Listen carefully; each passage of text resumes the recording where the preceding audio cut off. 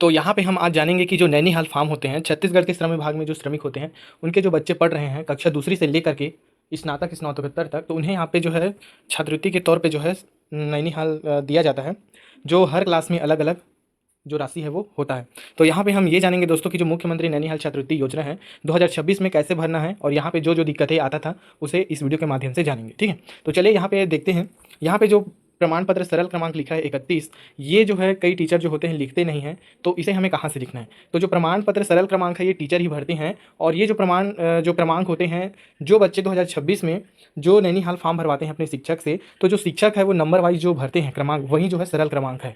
तो यहाँ पे 31 नंबर पे जो है ये अपना फॉर्म भरवाए हैं, तो ये जो नैनीहाल फॉर्म का जो सरल क्रमांक है वो 31 है, वो समझ आ गया होगा। और यहाँ पे जो दिनांक है, ये जो दिनांक है जिस दिन फॉर्म भरवाए रहते हैं, वो जो दिनांक है वो डालते हैं। प्रवेश क्रमांक अंक सूची में दिया रहता है, और यहाँ पे आप देख सकते हैं अपार आईडी उसमें भी दिया रहता है। यहाँ पे हम जैसे नीचे आते हैं तो यहाँ पे छात्रा का नाम और पिता का नाम और जो माता का नाम है उसे यहाँ पे लिखना होता है। साथ ही यहाँ पे जो पंजीयन क्रमांक होते हैं वो पंजीयन क्रमांक यहाँ लिखना होता है, और जो पंजीयन का जो पंजीयन तिथि हुआ रहता है, जो श्रमिक अपना बनवाते हैं तो उन्हें स्वीकृति की जो तिथि रहता है वो यहाँ पे लिखना होता है।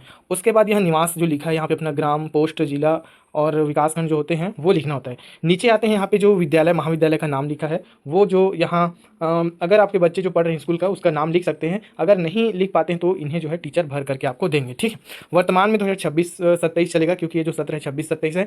और कितना पढ़ रहा है, जो पिछले वर्ष से मान के चलो 7वीं पढ़ रहा था, तो अभी जो है 8वीं पढ़ेगा, पास हो गया होगा तब। ठीक है, तो यहाँ पे अध्ययनरत है, और विगत वर्ष से 2025-26 लिखेंगे। ठीक है, क्योंकि सत्र जो है पिछले 2025 और 26 का था, तो यहाँ कक्षा 7वीं लिखेंगे जो पूर्व था वो। और उत्तीर्ण में यहाँ पे ध्यान देंगे दोस्तों, यहाँ पे जो शिक्षक होते हैं वो शिक्षक उत्तीर्ण लिख देते हैं। कई जो शिक्षक उन्हें परसेंट जो है लिख देते हैं, लेकिन यहाँ पे जब फॉर्म भरते हैं, ऑनलाइन करते हैं, तो यहाँ पे उत्तीर्ण के स्थान पे परसेंट जो है जरूर से लिखवाना, और उत्तीर्ण रहेगा वो भी ठीक रहेगा, लेकिन यहाँ पे प्रतिशत दर्शाना जरूरी है। क्योंकि जब फॉर्म भरते हैं तो यहाँ पे परीक्षा पूर्णांक और कुल प्राप्तांक हमें यहाँ पे लिखना होता है।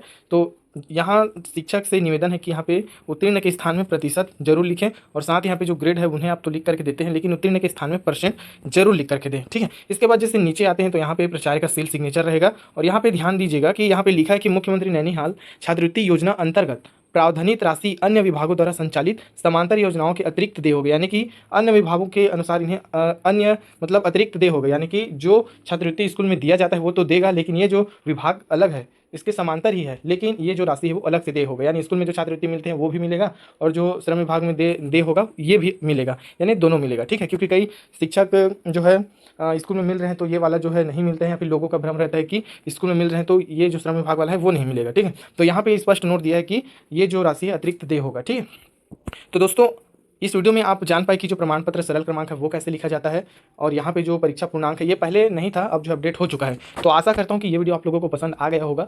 तो मिलते हैं ऐसे वीडियो के साथ, तब तक के लिए जय हिंद, जय जोहार, जय छत्तीसगढ़। वीडियो को लाइक शेयर सब्सक्राइब जरूर कीजिएगा अगर पसंद आया होगा तो मेरा कंटेंट। मिलते हैं नेक्स्ट वीडियो में।